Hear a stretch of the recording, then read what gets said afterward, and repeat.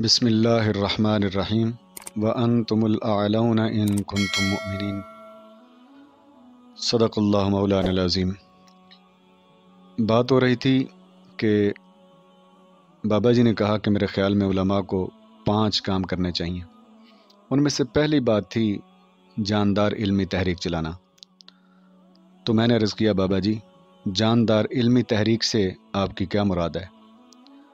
اس سے پہلے کہ بابا جی کچھ فرماتے، بابا جی کے خادم مسٹر نسیم نے دخل اندازی کرتے ہوئے کہا کہ بابا جی یہ مولویوں کے بس کی بات نہیں ہے، جدید علوم ان کے نزدیک ویسے ہی حرام ہیں اور شجر ممنوع ہیں، ایسے میں جاندار علمی تحریک چلانا مولویوں کے لیے کس طرح ممکن ہے؟ تو بابا جی فرمانے لگے نسیم صاحب میرے خیال میں ایسا نہیں ہے، انفرادی طور پر اس تحریک کا آغاز ہو چکا ہے، علماء حالات و واقعات سے بے خبر نہیں ہیں، حساس علماء اپنے تئیں معاملات کا ادراک بھی رکھتے ہیں اور بھرپور تدبیر کرنے کی صلاحیت بھی رکھتے ہیں۔ بابا جی فرمانے لگے نسیم صاحب ایک بات بتائیں کہ جو اپنی اصل سے وابستہ رہے وہ بہتر ہوتا ہے یا وہ جو اپنی اصل سے کٹ جائے؟ نصیب صاحب کہنے لگے ظاہر ہے جو اپنی اصل سے وابستہ رہے وہی اعلیٰ اور افضل ہے۔ تو اس پر بابا جی نے بڑی خوبصورت بات کہی، فرمانے لگے نسیم صاحب حالات جیسے بھی ہوں علماء کی خوبی یہ ہے کہ وہ اپنی اصل سے وابستہ رہتے ہیں اور اس سے دور نہیں جاتے، اور دوسری خوبی یہ ہے کہ ہر قسم کے حالات میں انہوں نے اپنے تشخص کو برقرار رکھا ہے، اپنے مذہبی تشخص پر ہمیشہ قائم رہے ہیں، اپنی وضاقتہ، اپنے رہن سہن، تہذیبی رویے، علمی ورثہ، ہر چیز کے اعتبار سے ان کا تشخص قائم ہے۔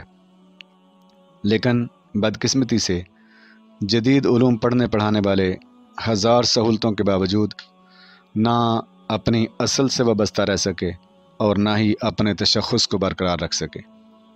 ان کا حال یہ ہو گیا ہے کہ کوا چلا ہنس کی چال اپنی بھی بھول گیا۔ انہوں نے دینی اصل سے تو انحراف کیا ہی تھا، اپنی ملی اور قومی اصل سے بھی منہ موڑ لیا۔ اس کا نتیجہ یہ ہوا کہ نہ وہ دین کے رہے اور نہ وہ قوم اور ملت کے رہے۔ ان کا جسم بھی غیروں کے لبادے میں ملبوس اور ان کی روحیں بھی دوست نما دشمن کی محبت سے سرشار ہیں۔ وہ اپنی اصل سے بھی کٹ چکے ہیں اور اپنا انفرادی تشخص بھی کھو چکے ہیں۔ ایسے میں ان سے یہ امید رکھنا کہ وہ ملک و ملت کے لیے کچھ کر سکیں گے بالکل عبث اور فضول ہے۔ نصیب صاحب کہنے لگے تو بابا جی کیا آپ کے کہنے کا مطلب یہ ہے کہ ساری برائی کی جڑ جدید علوم ہے؟ تو بابا جی فرمانے لگے نصیب صاحب قباحت جدید علوم سیکھنے میں نہیں، قباحت اپنی اصل سے کٹ جانے اور اپنے مذہبی اور ملی تشخص کو ضائع کر دینے میں ہے۔ بابا جی فرمانے لگے نسیم صاحب مجھے بتائیں جب اہل مغرب آپ کی یونیورسٹیوں اور مدرسوں میں پڑھنے کے لیے آئے تھے تو انہوں نے آپ سے کیا لیا تھا؟ وہ کون سی چیز تھی جو انہوں نے آپ سے لی اور آج وہ ترقی کی معراج کو پہنچے ہوئے ہیں؟ کیا انہوں نے آپ سے آپ کا دین لیا تھا یا انہوں نے آپ سے آپ کی تہذیب لی تھی؟ انہوں نے آپ سے آپ کا لباس لیا تھا یا انہوں نے آپ سے آپ کی زبان سیکھی تھی؟ انہوں نے صرف آپ سے علم لیا تھا اور پھر اس پر قبضہ کر گئے، اور آج مادی ترقی میں بھی وہ بہت آگے نکل چکے ہیں۔ ہمارے جدید علوم حاصل کرنے والوں نے مغرب سے باقی تو سب کچھ لے لیا ہے، اگر نہیں لیا تو علم نہیں لیا۔ لباس بھی ان کا پہن لیا، زبان بھی ان کی بولنے لگے، تہذیب بھی ان کی اپنا لی، بے حیائی تک ان سے لے لی، رسم و رواج تک ان کے اپنا لیے۔ ترقی یافتہ ملکوں کی پیروی کرنے والوں کی یونیورسٹیوں کا حال دیکھ لیں، معیشت کی زبوں حالی دیکھ لیں، ساری کی ساری ادار پہ چل رہی ہے۔